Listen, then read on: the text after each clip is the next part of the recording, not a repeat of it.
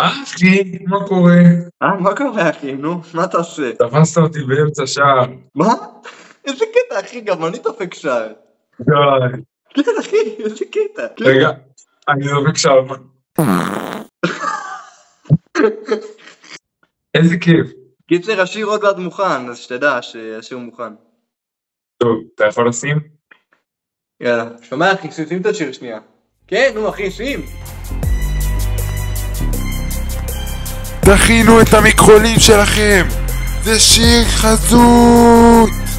כשאני בחזות, אני לא סותם את הפה, כי שער זונות, וכולם יודעים את זה, ואני צוחק כל כך חזק, שצוות שער נכשלים בגדול במחנק.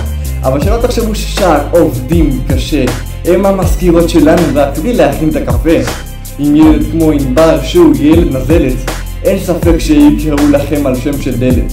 אבל מה אני מבין, אני בסך הכל רק נער. תבינו שרק בכדור גם מצליחים להתלהב משער. לכו תמדדו מיתרים, עובד קשה ותולה את המודעות. עדיף מכחולים מאשר להיות זונות. כן, גם אני בחזות, לפחות לא בשער שעובדים בזנות. כן, גם אני בחזות, לפחות לא בשער שעובדים בזנות. כן, גם אני בחזות, לפחות לא בשער שעובדים בזנות.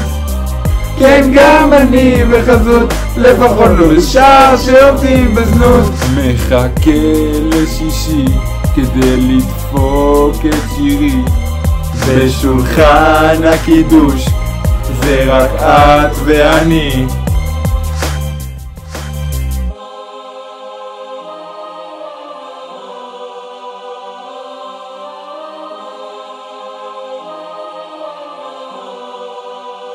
קקי